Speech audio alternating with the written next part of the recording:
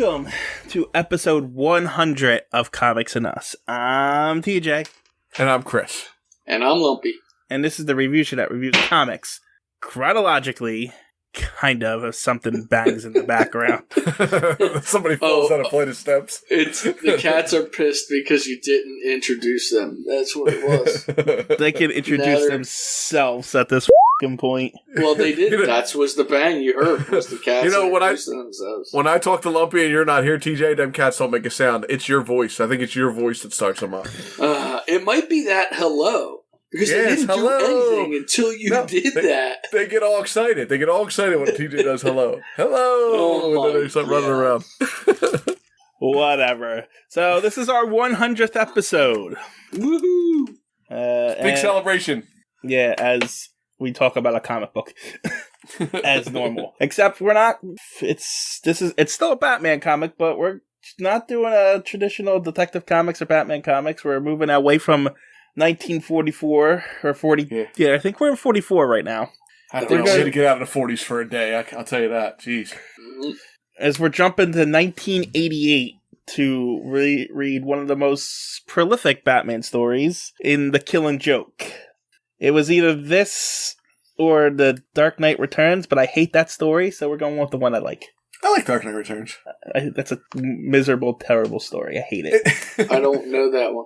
It's the other most prolific Batman book. Yeah. TJ's going to get a lot of shit for that, but I do like it. Yeah, it's garbage, though. It's garbage. Yeah. I hate that it's story. Not. I like it, but we disagree on a lot of things, but that's okay.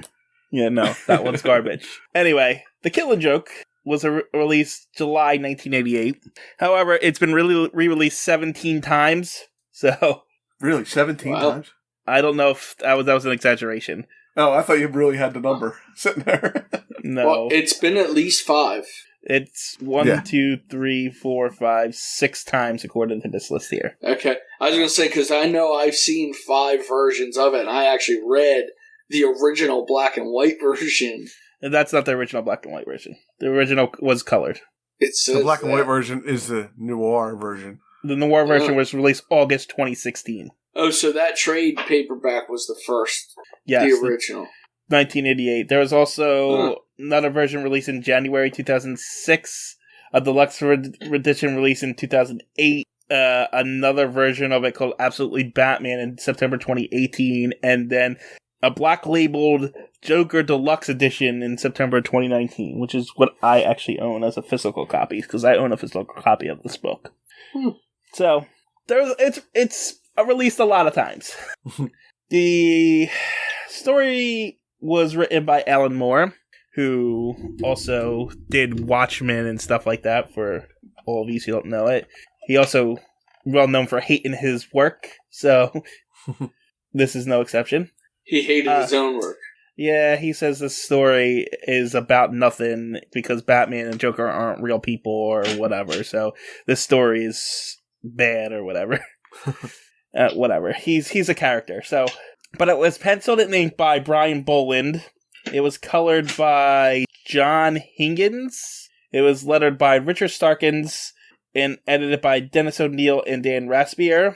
The original cover artist was Brian Boland and Richard Brunin, but since there's like 6 covers over the course of the over the whole thing, I don't have all those credits in front of me. Just assume, I think Brian Boland did a few of them, probably all of them, since he used the original cover artist, but I'm not sure about that.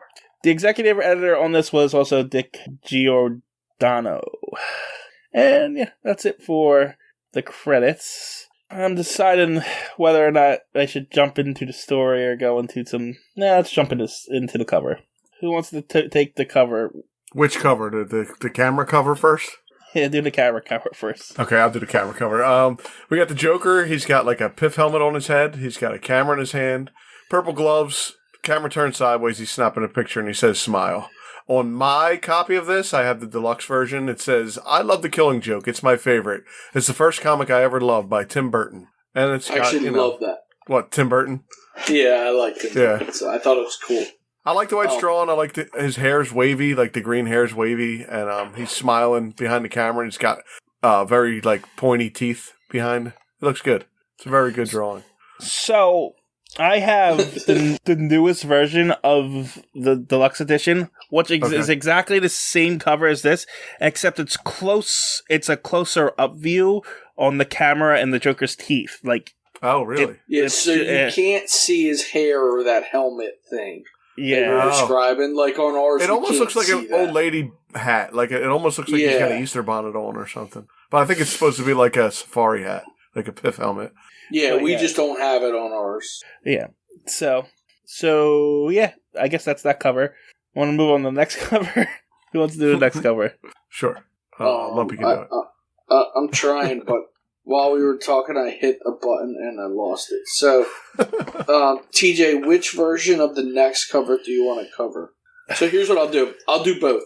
You ready? Yeah. Because the other one is simple. Uncle Chris's his is a fully black page. There's nothing else on it except 2 eyeballs with blood dripping from them. And in gray it says Batman, The Killing Joke, the Deluxe Edition. Yes. In ours, let me get it. I had it saved so I could do both. In ours, it is actually the Joker. Doing it by memory while I wait for this to load. Okay, so in the other one...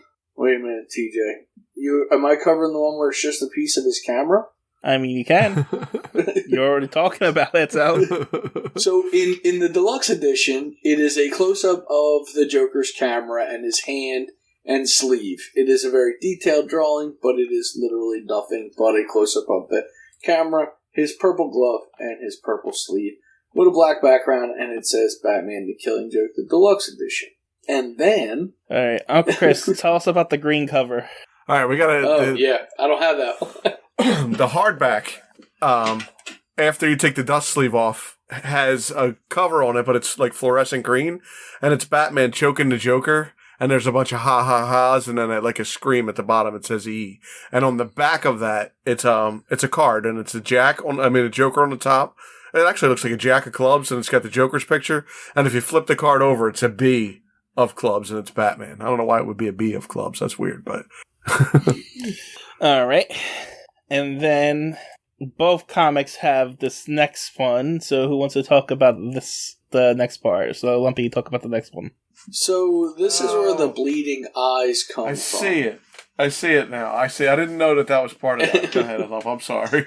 No, but that's why I covered the other one, because from yours, they just took those bleeding eyes and put them on a black background. Well, I do have that. I have this one, too. Oh, you have this one, too? Yeah. Huh. So, I'm trying to figure out, actually, it looks like he's wet. It's a picture of the Joker with his hands in his hair and his face looking absolutely creepy crazy. With blood coming out of his eyes, and his makeup is starting to drip a little, so it actually kind of looks like blood dripping from his lip. His teeth are sharp. His chin is very pointed. It's very well drawn. His gloves are white. He's in a suit and bow tie. But I can't tell if it's just like supposed to be drippy or if he's wet. No, because from his gloves and his chin, it's definitely wet. I just don't know if this is after he comes out of the sewage drain in the origin, or if this is at the end where they're in the rain. Right. Either way, he's wet from something. It's a great classic picture of crazy Joker, though. It really is. He looks really good. It really is. Yeah. This is one of the best. I think this might be one of my favorite Joker pictures, actually. This, what we're talking about right now, is actually the credits page, which is like the second page in the comic. Yeah. And then after that's the table of contents. We don't need to talk about that. And then there's an introduction from Tim Sale in the deluxe edition that I'm reading. We're going to skip that, and we're going to jump right into the story. It is raining in Gotham, and Batman shows up to Arkham Asylum. Gordon's there with the cops, and he's directed to the Joker's cell, passing Harvey Dent, Two-Face, and an unknown name, 0801. I'm not sure what that's a reference to, honestly. And he doesn't look like he has a head, that unknown name. It's just a light. It's just a light. It's just a light. Got it. So Batman is taken into a cell where the Joker is playing solitaire with Joker in his deck. And he's just playing solitaire, and Batman sits down across from him, and he starts talking to the Joker. He wants to try to talk to him, and try to settle it with words before they essentially kill each other. So go ahead. Before you get to that, this says name unknown is the Joker's cell, and 0801 is actually a code in numerology that spells out Ha, H-A. Oh. So maybe that was a cell, and no, this is because he's in a cell. I don't know. Well, the door says name unknown, and it looks like they might open that door. No, because you're right. They go to another door with keys. Yeah, they walk past it. Or maybe that's the guy waiting outside as Batman. Oh, it's Batman's approaching that cell. I see it. Yeah. So they don't know the Joker's name. It just says name unknown, and 0801 is numerology code that spells out Ha. So right, you gotcha. Because they don't actually know his real name. Right. They don't want to put but they put Harvey Dent. So all right. So Batman's trying to talk to the Joker and try to settle this with words. So because he says it's going to eventually come down to me killing you or you killing me, and he wants to at least put in the effort to at least try. And then when the Joker doesn't speak, he grabs his hand and he sees white makeup on his hand, Batman does. And he figures out that's not the Joker sitting across from him. That's someone else. Because the Joker puts makeup on to hide that white, not to make it white. Yes. Yeah. So Batman gets angry and starts beating him up. Gordon and the cop rush in and say, you can't beat up the Joker. You know how this thing is. And then he hands him the green wig and saying, this is not the Joker. Anything to say before we go further? Nope. You guys are really quiet today, is all I'm saying. No, I'm still looking up that. Actually, you were covering really fast. You ended up a page down on me, so then I was like, wait, I missed where the wig was, so I was just a little lost. Oh, well, the problem is, the first 3 pages is just Batman walking. It's really no dialogue or nothing. There's no words. Yeah. So it's like I could go panel by panel talking about how the cops standing outside the cell and then Batman walking to the cops, but there's nothing happening. And so no, it was good. It was just you covered him grabbing his hand, and then the next thing I knew, you were saying about the wig, and I'm like, wait, he grabs his face first. Right. Anyway. And he smeared but you covered it. I just got lost, that's all. All right, are we all caught up now? We're good. Yes. Alright, so we cut over to an abandoned amusement park where this guy is talking to the Joker, and he asks the Joker if he likes the place, and the Joker starts listing all the things that are bad about it, and then says he loves it, he's crazy for it, and that he's going to buy it from this guy. And that's essentially that scene. So, yeah. And as he's talking to the guy, he through the dialogue, it transitions to one of Joker's possible backstories. Let's say that. Right. Yeah, because when we first started, Lumpy said it's Joker's backstory, but he pretty much says that it's one of the backstories that he remembers because he says that in this comic. So. Yeah, that's what he says. Yeah, because he's loony, so he doesn't know. Right. So we cut to years past, and this in my version it's black and white with some color. Yes, that's what I. And the Joker's just some guy. Did they give him a name? I was wondering that after you said about him not having a name. And he calls him baby. Oh baby. I don't see any names here. Yeah, I don't think they give him a name. No, I don't think they actually give him a name either. Alright, so past Joker is coming home from work to his pretty much his pregnant wife. He lives in a shitty apartment, and they tell this later, but he had quit his job to become a comedian, and he's not doing so well. No one's laughing at his jokes, and he's not really getting paid much, and he kind of snaps at his wife when she mentions a word, and then breaks down, apologizing to her for, essentially he's upset that he's such a loser that even the landlady thinks he's a loser, and the only reason why they're still in their place is because the landlady feels bad for the pregnant woman.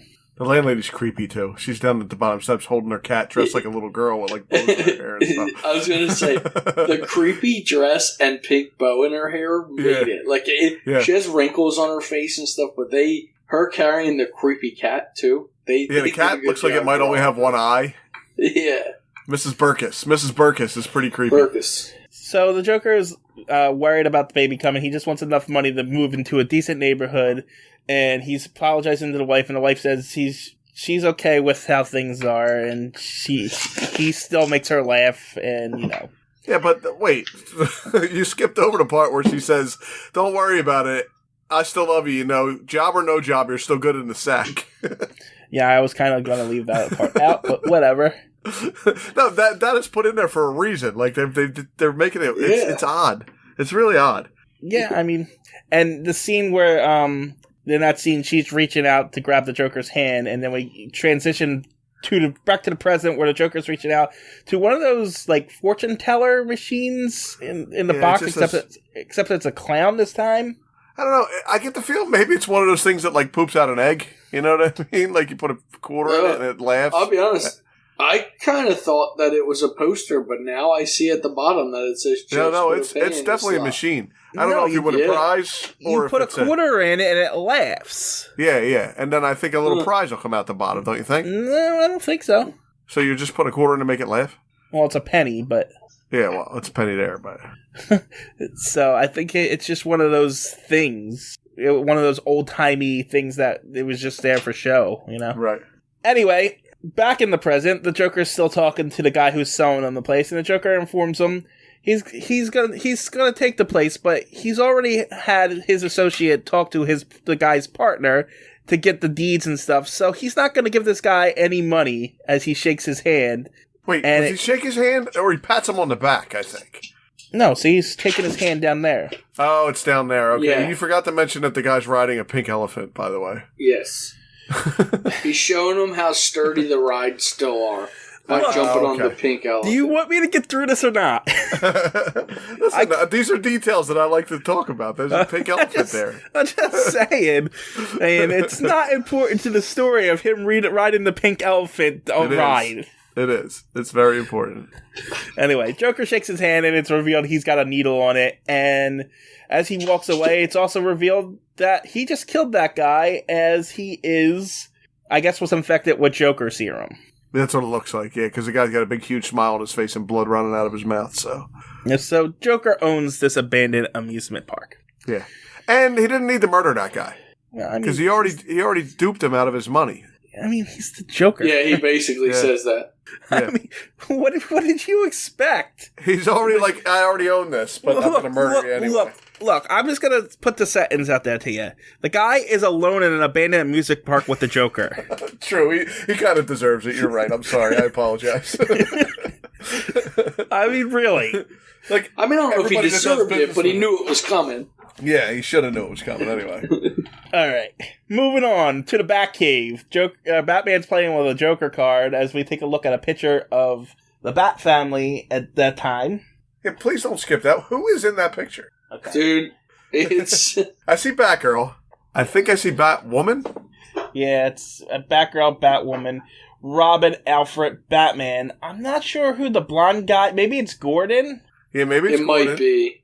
I'm not sure who the blonde guy with glasses is, but that's also Batmite up in the corner. It is Batmite. I thought it was. Yeah, Batmite, and then... And Alfred. Is the dog a name? Yeah, the dog does have a name. Bathound. Okay. Batman still has that dog in, the one where he's teaching... Batman Beyond. Yeah, Batman Beyond. Him and the dog are both of them. Yeah. That dog's been around forever. See, we haven't gotten to the dog in our... No, we haven't. And his name's not just Bathound, TJ. His name is Ace the Bathound. Yeah, I know. It's Ace. It's Ace the Bathound. But I didn't want to ruin his secret identity. Oh, sorry. Damn it. Cut it out. Cut this out. Anyway, we get another look at the Batcave. The Penny's there, the T-Rex is there, giant computers and stuff like that. Batman types in the Joker's files, and he's reading the Joker's files as he was. And then Alfred comes down with food and tea. Tea and crumpets. A really weird looking Alfred. It's actually kind of standard for this day and age, that Alfred. Yeah, it's that's what I was. That's what I was getting at. From where I know Alfred, he looks really weird here now. Where we know Alfred, he just pretty recently went on a crash diet because he was a heavy guy, and now he's a skinny guy like that. But he doesn't. Yes, but he doesn't look anything like that. Now this Batman's pretty buff, huh? This Batman works out a lot more than our Batman does. A lot more. That's true too. Anyway, so Batman's talking to Alfred, and he's like, He's talking about pretty much all the crap him and the Joker has been through, and how he's always just waiting for the Joker to do something bad every time he escapes. Well, that's what he was doing in the jail. I don't know if you mentioned it. He's talking about how they need to stop because they're I just completely lost you. You hear me now? Yeah. Okay, yeah. I hear you now. I caught the end of the sentence. Okay. We lost you though. He's saying that they're just going to kill each other if they keep this up. That's what he's been saying through the whole thing. Yeah, I mentioned that. Okay. I was busy looking up what that number was on the thing at that time, I think. That's right. Probably. So we cut over to Commissioner Gordon's house, where he's pretty much scrapbooking. Yeah, he is. Yes, he's that's exactly what he's doing. Now, Lump, since you didn't read on to Batman, so you started with us in 1940, do you know Barbara Gordon here at all? Do you know what she is? Nope. That's funny. Not a clue. No, nothing about her at all. You want to tell him, TJ? Barbara Gordon is Batgirl. Huh. Okay. She's the original Batgirl. But until now, because there's a problem in this comic where she's not Batgirl. Oh, I'm going to have to get into that once we get past it. I think that's not exactly canon, right? It can't be if that's what you're saying. But anyway, we'll get there. So here we go. This is where it starts. Gordon's scrapbooking and Barbara comes in with tea, and they're just, talking about, stuff. It's not really important, like pretty much Batman, and Gordon's scrapbooking about Batman's accomplishments, and he's looking at past achievements, and they're talking about, something. I'm scanning as I'm doing it, honestly, and it's not working. It doesn't matter. Essentially, there's a knock at the door, and Barbara thinks it's her friend, and when she opens the door, it's the Joker with two goons with a gun. He's dressed in like a Hawaiian shirt, and he has a camera. He points the gun at Barbara, shoots her in the... Where would you say that is? Like the waist? So I'm going to call it her abdomen. Yeah, like it's her lower abdomen is where he shoots her in this. It's almost in the vagina is where he shoots her. It's close. Not quite. Yeah, it's really close. Yeah, well, he shoots her, and she falls through a glass table, broken up, and then Gordon's taken by surprise. Joker comes in, pours himself a drink. Gordon looks like he's going to come at Joker with a pair of scissors, but he's beaten up by a couple by the two goons, and he's dragged out of there, and then the Joker proceeds to take off Barbara's shirt. He has a camera in his hand, and then we cut to the past. I'll get back to that in a moment. Okay, I was going to say, when are you going to get into that? Because I want to hear what you got to say. I want to get past the hospital scene. Okay.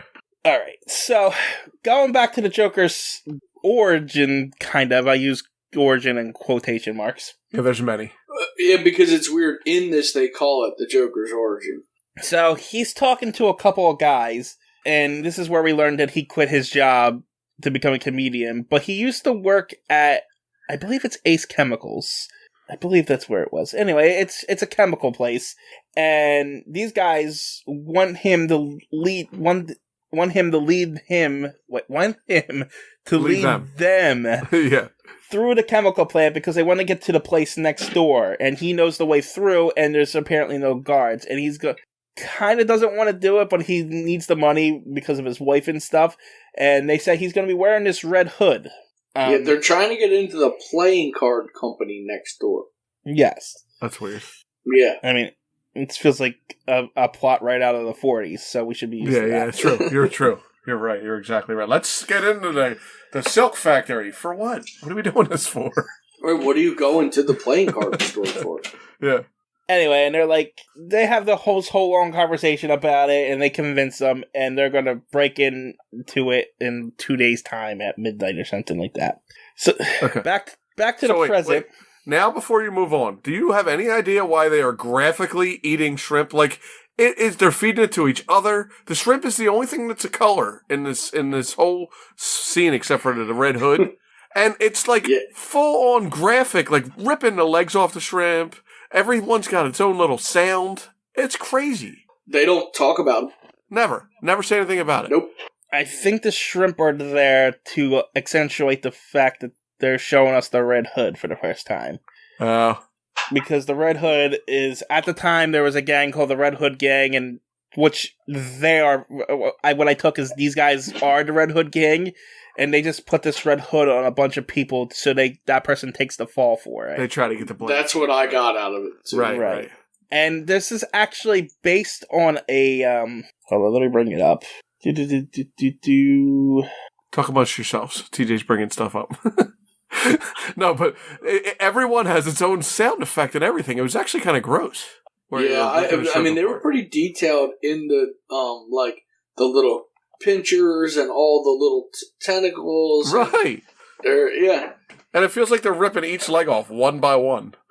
Yeah, so this was, this part is loosely adapted from the 1951 story arc, The Man Behind the Red Hood by Bill Finger. Oh, wow. So we'll have to bring that up when we get to it 20 years from now. Yeah, so that's why I didn't really want to go into it, because we're going to cover it eventually. Eventually. But, it's only 1951, and we're getting closer to that with each time we, cover our comic, so... Since we're in 1944 right now. Right. Alright. So, I gotta bring up the comic again. So we cut back to the present, where the doctors are looking at Barbara, examining her. I'm assuming this is Harvey Bullock, but I don't think they mention him by name. The cop. I would say they don't. I'm pretty sure that's Harvey. That's Gordon's, main partner and guy who's he really... looks like Bullock. So... And wasn't Bullock always smoking a cigar, too? I think it is him. Yeah, he's always eating and stuff like that. Yeah. And we learned that there's something rolling in the background. Oh, there's definitely something going on over there.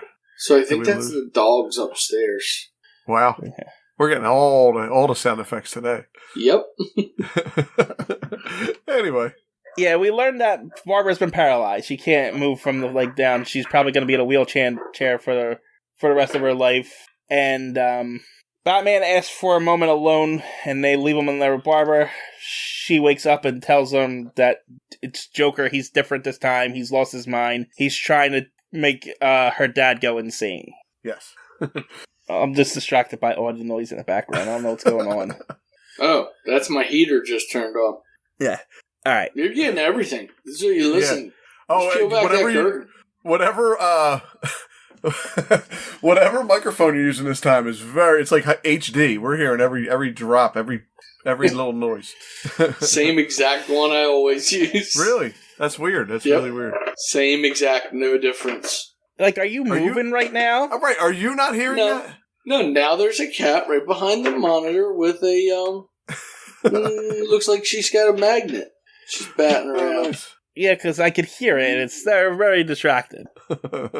Take the magnet and throw it across the room. So here's the thing. There's a cat on my lap who's normally really loud. If I get up to move the other cat, then I'm going to disturb this cat. Yeah. All right. Better? Is that better, TJ? It was just very distracting because it's very loud. It was louder this time than usual. It's because she was doing it literally. What it is at the base of my microphone, because I have it up on a stand. So it batted the thing over, and then it was literally trying to get it out. It was stuck on the legs of the microphone. All right. So yeah, Barbara wakes up, and she's pretty much saying the Joker is pretty much going even more insane than he normally is. Yeah. All right. Now we can talk about this. What did you want to know, Uncle Chris? Is there something specific? Is this her final walking comic book? Is this canon? All right, so it's complicated. Okay, because it wasn't originally supposed to be canon. Oh, I got you. But the story became so popular and so much that they made it canon. Right. Okay. And this is what caused her to become Oracle. Oracle, right? She's in a wheelchair now, and she's Oracle. Right. Now, so yeah, she's Oracle. But then when they did the New 52 reboot in 2013, they put a chip on her spine and she can walk again. Okay. I thought the New 52 started all the canon back over again. It did. So how did she get... Did they just come right back and redo this? The New 52 pretty much was all the heroes start 5 years into the heroes' stories. Oh, except for Batman, which they started 10 years in, which means some of the stuff stayed and some of it didn't. Right. Okay. So she could walk and was Batgirl again in the New 52, but as recently as I want to say 3 years ago, she got into another altercation with Joker, which messed up her spine again. Now she can still walk and stuff, but she's kind of retired Batgirl and has become more Oracle than Batgirl now. Okay. Again. Right. But she's not, like, completely paralyzed like she was. Only getting, like, little tidbits of the New 52, which I haven't read any of, it's confusing. It gets a little confusing. And most of it's garbage. Most of the New 52 stuff is garbage. Stop saying things are garbage. When's that from? Piss people off. No, when's the New 52? What year did that That's come 2013. out? Oh. But we're never getting there. So, but here's the thing. I'm not in the minority with this one. Everyone thinks the New 52 is garbage. Oh, okay. Except for the Batman stories. Oh. The Batman stories were actually pretty decent in the New 52 run. So, there's that. But most of it was really bad. Okay. Alright. Now that explains the canonicity of what happened. What was your made-up word? Canonical? Canonical. Yeah, that's TJ word. He just said canicity this time. I don't know if that's a word either. But. It is now. Well, so that takes care of the canon things. Now, this story got a lot of backlash for its treatment of Barbara Gordon in this. Oh. Because, they pretty much fridged her. We've talked about fridging before. Do you know what that is? Do you need me to explain it again? I think maybe you should. For the audience. Yeah, because I don't remember. Well, in 1994, Green Lantern Kyle Rayner had a girlfriend. They killed her off, and he found her in a refrigerator. Ah. But her death meant nothing to her character. It was just to move Kyle Rayner's story along. Got you. You know what I mean? So they pretty much hurt Batgirl, Barbara Gordon, but the story has nothing to do with her. They're just like we're hurting this character, and it has nothing to do with her. She's not essentially she's a plot point. Her pain, her suffering is just a plot point. We don't care about her. It just is about her this. Life is just a plot point, and that's it. Exactly. Yeah. Yes, and in fact, the Oracle stuff wasn't even. The Oracle stuff wasn't even, like, planned. There was the writer Gal Simone, the prolific writer in DC, actually rehabbed the character into Oracle, fixing that. But this was a cynical take on female characters in the 80s. In fact, when they went for permission to ask them, like, the producer or something said, I don't care, kill the bitch if you want. That's bad. So it was, like... Yeah.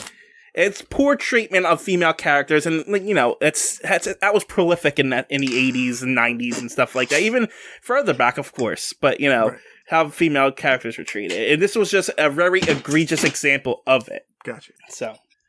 So basically, what happens to her here is part of Batman's story, but does not actually affect the character in her own story. Well, not in this.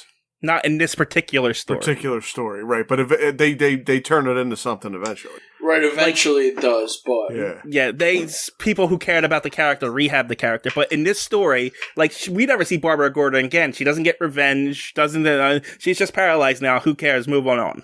Yeah, yeah, and that's not a good interpretation of it. Honestly, it's a bad look for the story, for an otherwise good story. I mean, unless they considered her a minor character at the time. I mean, the guys probably did. But she was a major character because she was Batgirl, too, so I don't know. And she's Jim Gordon's daughter. Right. But they kill people's daughters off all the time. Sons, daughters, mothers, fathers. Yeah, but she's been around long enough at that point that... Right, she's established a character. She is she's a major character.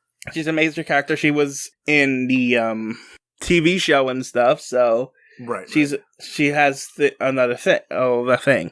Now, all right, I'll wait on to the next part of the Barbara Gordon stuff in a moment. Okay. As we go back to the story now. So we cut from Barbara waking up in the hospital and talking to Batman. We cut over to the Batman Amusement Park, where I guess Joker recruited the people that used to work at the carnival or the amusement park. I don't because there were signs. These are deranged little people. Yeah, well, there's deranged little people, but then there was a sign that said fat woman or fat girl, and then you see her later too. Yeah, I guess he just went and found people that look like it, because I got the impression that the amusement park was closed for a long time. Right. So maybe he just went and did that. Anyway, but yeah, we got the ranged little people with like cattle prods putting like a collar on Jim Gordon as they strip him naked. There's a lot of taking people's shirts off and stuff in this one too. Yeah. Yeah. Clothes. Even the little deranged people are in like S&M gear. Thigh-high stockings. Yeah, like spikes. Leather straps and spikes. Yeah, it's very strange. So the little people drag Jim Gordon across the amusement park past the corpse on the pink elephant. Hey, pink elephant. To the rest of the carnival crew, which is like... Yeah, see? There's a lady, Siamese twins lady. There's I can't think of what that was called. There's a teen wolf guy. Yeah. There's Spock. The overweight lady. Yes. There's a maid lady holding a 2-headed baby. Yeah. And so they drag Gordon essentially to Joker's throne, which is like a ride with a staircase leading up to it with a bunch of discarded baby dolls. I hope they're baby dolls and not babies. Yeah. Because there are baby doll heads burning on either side of it too, if you see it. Yeah, no, they're baby dolls. Yeah, they're not baby actual dolls. babies. Yeah. I mean, not to put it past the Joker, he literally once kidnapped the whole, like, where do they keep all the infants in the hospital? Maternity ward. Yeah, he pretty much had a maternity ward full of infants and actually had them all kidnapped and killed Gordon's wife as she tried to save them. So he killed Gordon's wife too. He just don't like Gordon. That's but that was in 2006 or no, 2001 or 2 actually. Oh, really? Yeah. So that's decades away from this story. And so there's a lot of dialogue. Let's just say that. Yeah, these next couple pages have a lot. So the gist of it is, the Joker's set is the thesis of his statement here is, any sane person can go insane if they have one bad day, and thus everybody should just be insane. Essentially, it's pretty much justifying his own actions and everything. Right. That is the thesis of his statement, and that's what he's trying to accomplish here today. So he straps Gordon into a roller coaster with the deranged little people, and he's going on a little ride through Joker's little thing, and then we cut back to Joker's origin story here. One of his origin stories. So, I'm not sure. Oh, so we're in like a bar. Yeah, it's a bar and grill. As a detective and a cop walk in, and they're looking for the Joker to show a picture to his wife as he's talking to the guys he's about to do a job with.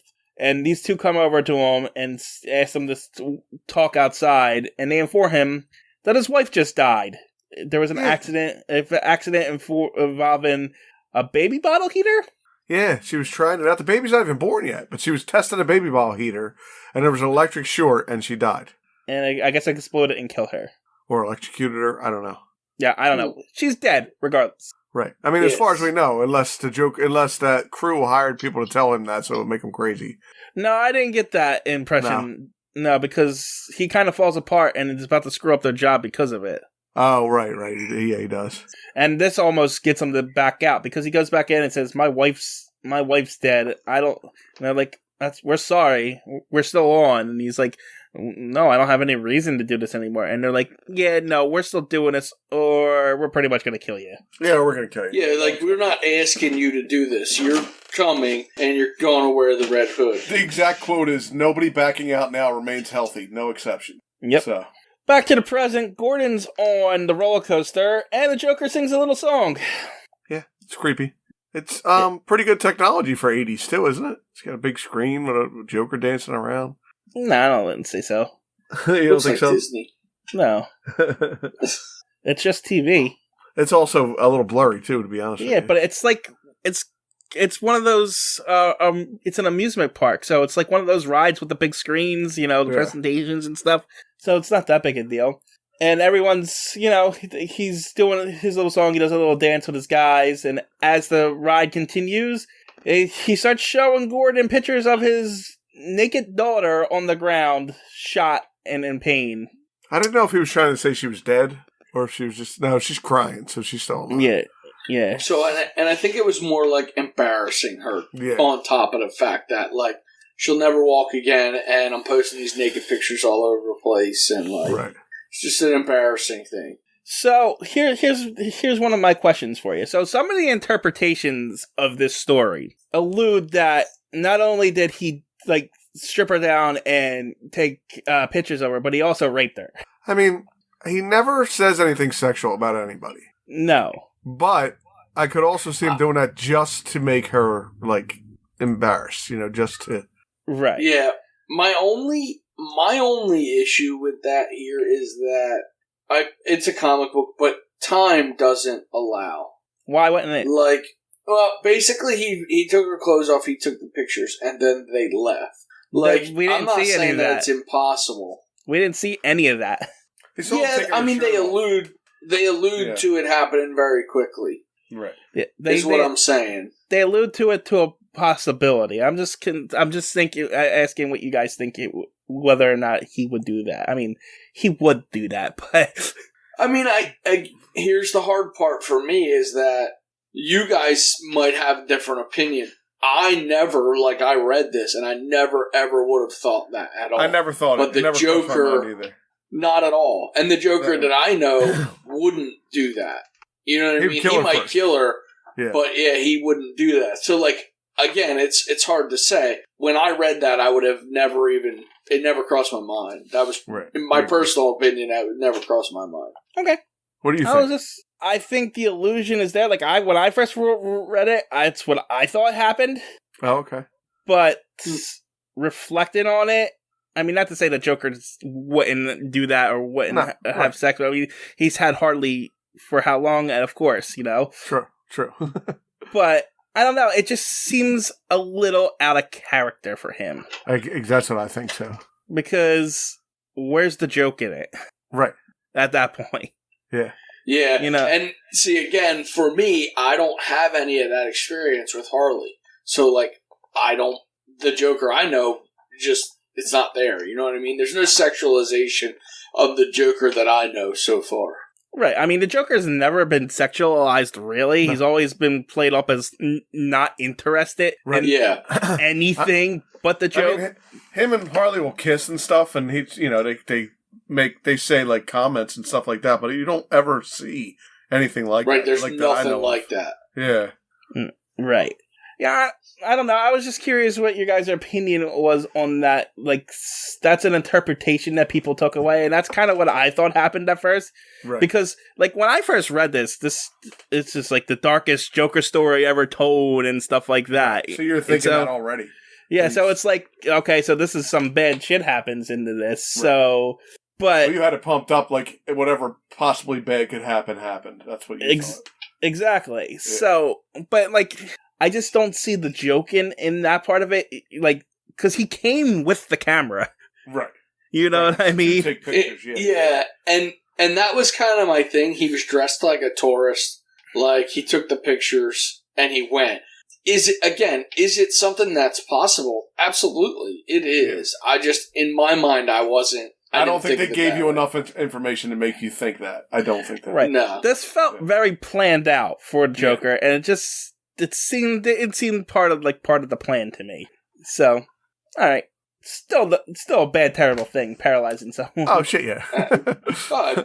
Paralyze and then strip her naked and take pictures of her and humiliate. Yeah, I mean, it's absolutely horrible. Yeah. All right. And so, as we see pictures of Barbara, Joker finishes up his song, and then we cut over to Batman, who is practically beating people up to find out where Joker is. Yeah. Like, he beats up some... face into it. And, he's like... I mean, this is happening while the Gordon's still going through the ride on the side here. But, like, he beats up a guy. He goes to what I'm assuming is, like, a mob boss. Yeah. And we see a picture of the Penguin. Yeah, he goes to the jail. He goes to the mob boss. He goes down into the streets. He's in the, what I'm thinking is the subway. It looks like he's talking to, like, prostitutes and stuff. Yeah. And as he's doing that, he sees the bat signal. And he goes over to where Bullock is, and Bullock hands him a ticket to the Bonus Brothers Carnival with compliments from the Joker. And Batman takes the ticket and heads off back to the Joker and Gordon. Gordon finishes Rise. He's pulled off the thing, and the Joker is kind of thinks he's won here. He thinks he's broken Gordon. That he's made him nuts. He's gone mad. Yeah. And so we cut back to the last part of... Is it the last part of the origin? I think it is. I think it is, too. Yes. Yeah. Yes. Last part of the origin, where they're going into this chemical. They bring out the helmet. They make Joker wear it. There's, like, 2 red, like, glass holes, I think you can see It's not holes. It's like a 2-way red mirror. The whole thing's made out of it. But, like, where the eyes are, it looks like it's cut out a little bit. Right. Also, you said Ace Chemical. It is Ace Chemical because it says it backwards in the puddle. Oh, okay. There we go. Yeah. And so but he can barely see Joker in this helmet, and right. So the guys are dragging him along, pushing him through as he leads them through. And then there's a security guard there, and the guys are like, "It's like you told us there was no security." And there's a gunfight happening as they run along. They keep getting fired at, and then one of the guy gets shot in the head. He's straight murdered. Through his head. Yeah, that is a definite bloody shot there. And the other guy is pinned down, and he gets shot dead as the cops and stuff continue to shoot at him. And they think the Joker is the leader of the Red Hood gang, so they're trying to take him out. And then Batman shows up and says, "Stop shooting him. We're going to do this my way from now on." And he goes after Joker and everything, but the Joker jumps. Jumps what? Jumps into a pond next to the chemical plant? I thought they were inside, but I just realized they were outside. Yeah, I think it's a pond next to the chemical plant. Yeah. And he can't figure out why there's something in the water that burns. It's weird. There's runoff from the chemical plant into there, and he's being burnt essentially in the chemical plant. He drags himself to shore. He takes off the helmet, sees himself in the puddle, and shows up with that cover that we didn't know where it was from. Yeah, yeah, that's where we figured out where it was from. It's from the flashback. And the Joker is born essentially. Yeah. Meanwhile, back in the present, the sideshow freaks are laughing at the sane man in the cage, which is the attraction Joker has, which is just Gordon naked in a cage. And he's just bragging. Yeah, he's just monologuing at this point. Yep. He's pretty much just doing that, waiting for Batman to show up, who does. He shows up in his Bat Submarine, it looks like. It does kind of look like the Bat Submarine. It's got like a round top on it. Yeah, I mean, I'm guessing it's a Batmobile, but it definitely looks it also looks like if they made a toy out of it, there would be a button on the back that push and made that head shoot out like a battering ram. Shoot out or punch, yeah. And it's got that stupid bat head on the front. Yeah. Yeah, it's just not even a bat head. It's really weird looking. Anyway, so Batman shows up to the Joker, and then he spawns out a little bit too, by the way. He turns into Spawn a little bit there. A little bit. Just keeps moving around by itself, it looks like. But, as he's confronting the Joker, we get his open conversation happening in the background, as if this, was a movie, this would be Batman's voiceover as this was happening, essentially. Right. Just like the cartoon, when Batman's talking in his own head. Well, no, this isn't even that. This would be they would take the dialogue from the scene with the jail cell earlier and just put it over this. Yeah, It's how I read it. Anyway. Yeah, it makes sense. And, Batman gets out of the car, he faces the Joker, and then he starts beating him up. He tackles him, Joker sprays him with his acid, he chases him into the fun house. Well, Joker runs into the fun house, and then Batman goes over to Gordon and frees him from the cage. And Gordon says, "You need to take him down by the book. He wants him brought in properly. He's not insane." Right. And then Batman follows him into the fun house. Where the Joker's... is it just the Joker in there, or is it the creepy guys too? Because I only see the Joker right now. I think it's just the Joker. I don't remember anybody else coming around during this. It's just the mirrors look weird. With some of the things. So this story, his face is weird on it. During this monologue is where he tells you that backstory might not even be his backstory. Because he says, your girlfriend killed by the mob, maybe? Or her brother carved up by some mugger, and that's what makes you crazy? And then he says, something like that happened to me, I'm not exactly sure what. It was. Sometimes I remember it one way, sometimes I remembered another. Yeah. So and at first I thought he was... At first I thought he was taunting Batman when he started saying that. About, hey, this is how you went crazy because your parents got killed in the right, but he doesn't know that, I don't think. I thought he did know that. No, Joker doesn't know Batman's backstory. No, he's asking him what made you do it, what happened to you, why aren't you laughing? Yeah, essentially. Yeah. Not only does the Joker not know it, he actively doesn't want to know. Right. And for some reason, I thought the Joker was the one who did it. That's because it was in one of the movies. Oh, that's probably what it was. Yeah, that was the original Tim Burton Batman. The Joker did it. Okay. But not in an actual comic continuity. It was a guy named Joe Chill that did it. It was just some random act of violence that was what happened. I remember Joe Chill now when we covered that, so.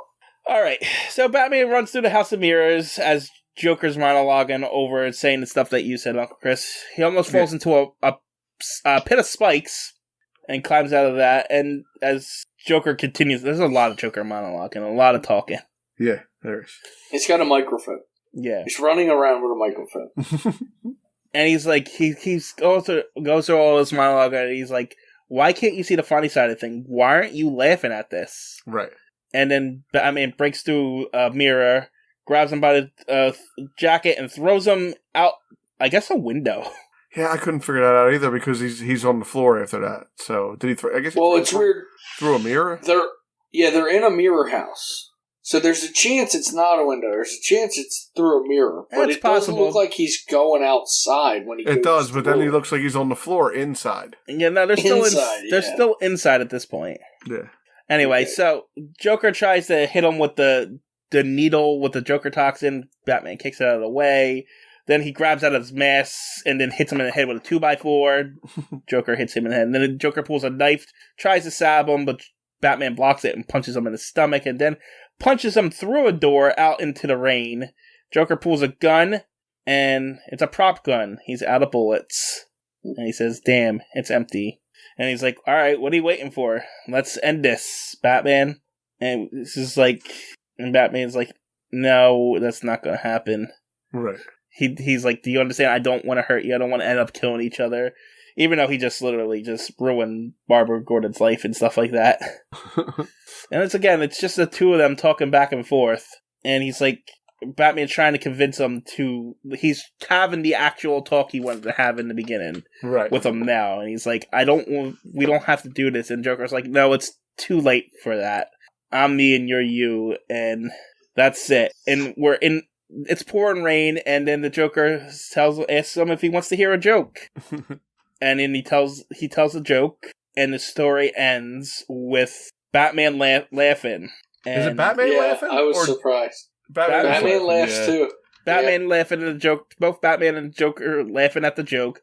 Batman grabbing the Joker, and then we hear the ha ha ha ha, and we see nothing but the puddles of rain at the end of here. And then it just ends on puddles of rain. And them two laughing into the night, and I guess Batman dragging him off. So there was also a bit of theory with this end scene. Some people seem to interpret that Batman grabbed Joker's throat here, and then strangled him to death. Oh, and killed him? And killed him. Oh, okay. So that was a theory, long-standing theory for a long time there, that he was killing the Joker here, and that's why it ended on the puddles, and not showing anything. I mean, so... It's a possibility, I guess. The only reason I would say no is that the Joker's feet are still on the ground in the third to the last panel.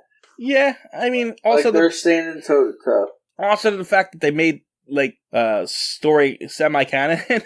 Yeah. So, and the Joker's still alive, so didn't kill him. Was this not going to be canon?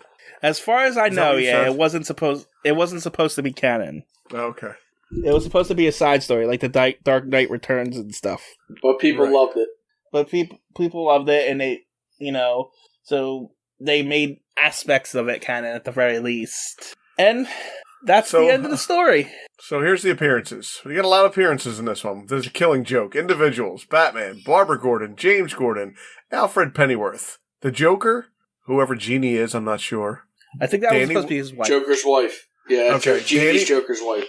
Danny Weaver, is that the bad guy that was with Joker? Maybe, I don't know that one. Yeah, no, maybe that was the amusement park guy selling. Oh, the one with the pink elephant.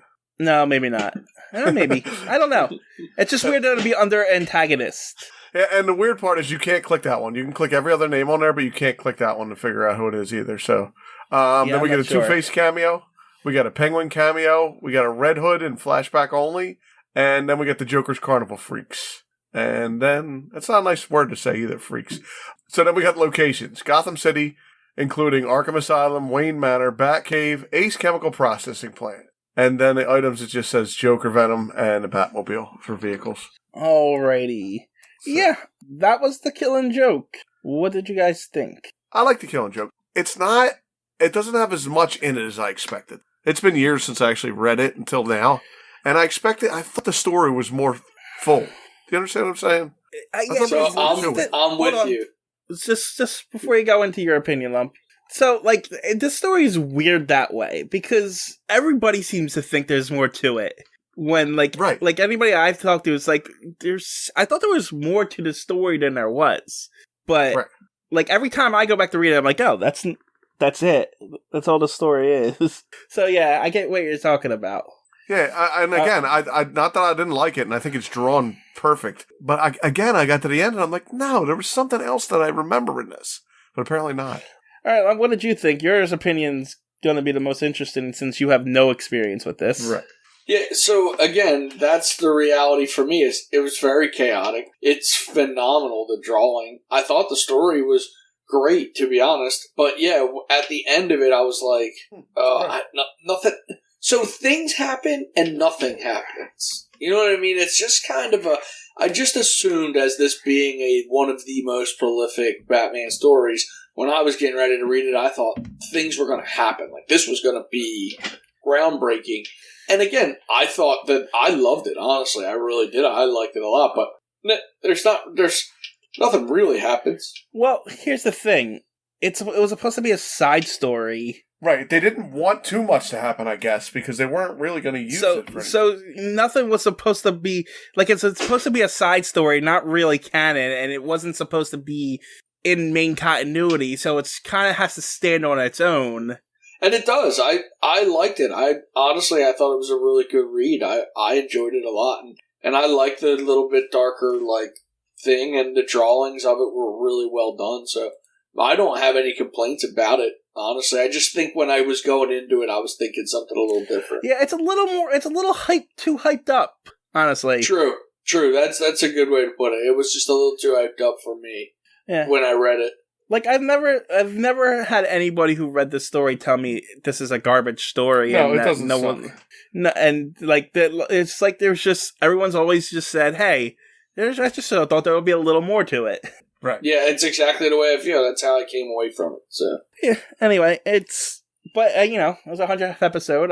It's a good cover. So, and since it would not come up canonically for us because it technically doesn't exist in canon as a story. Right. It's not in continuity. Now, so if you're reading it like in order in canon, and all of a sudden Barbara Gordon's paralyzed, you don't know why if you didn't read the side story. Well, they mention it in different comics. Oh, okay, right. Yeah, it's mentioned in a few. See, the problem is in 1980, between 1980, like I want to say 85, between 1985 and like 2012, there was like 40 Batman books. Sure. There was different writers, different artists, different everything. Yeah, different writers. Yeah. Because not only was there Batman, not only was there Detective Comics, but there was Batman Gotham Knights, Batman Shadow of Bat, Batman The Legend of the Dark Knight. Also, when you let some stranger just write a Batman story, you can't say it's going to be canon because you might not like what he's putting in there. Well, Alan Moore wasn't a stranger. He did Watchmen for them. Right. But he wasn't. He was a prolific writer. No, I don't think he wrote for Batman at the time, at least. And as far as canon-wise. Right. I can look it up real quick. Alan Moore Batman stories. Yeah, it looks like he worked on... Nah, he didn't. I think this is the only Batman story he worked on. Everything else was like... He did a bunch of Swamp Thing stuff. Okay. He did a Justice League story, it looks like. Yeah, he didn't really work... This was the only Batman story he worked on. But Yeah, not bad. Yeah, worth a read. Definitely worth a read. I liked it a lot. So all right. So I guess what that is our 100th episode, and I guess we have to sit through one of Uncle Christian's stupid jokes. No, there's only one way to finish this one off. It's I don't know if I'm going to do it justice, but I'm going to tell you the joke from the comic book. See, there were two guys in a lunatic asylum, and one night they decide they don't want to live in the asylum anymore. I'm paraphrasing here. They decide they're going to escape, so they get up on the roof, and there, just across the narrow gap, they see rooftops on the town, stretching away in the moonlight, stretching away to freedom. Now, the first guy, he jumps right across, no problem, but his friend daren't make that leap, you see. You see, he's afraid of falling, so the first guy has an idea. He says, hey, I have my flashlight with me. I'll shine across the gap between the buildings, and you can walk along the beam and join me. And the second guy shakes his head, and he says, what do you think, I'm crazy? You'd turn it off when I was halfway across. Ha,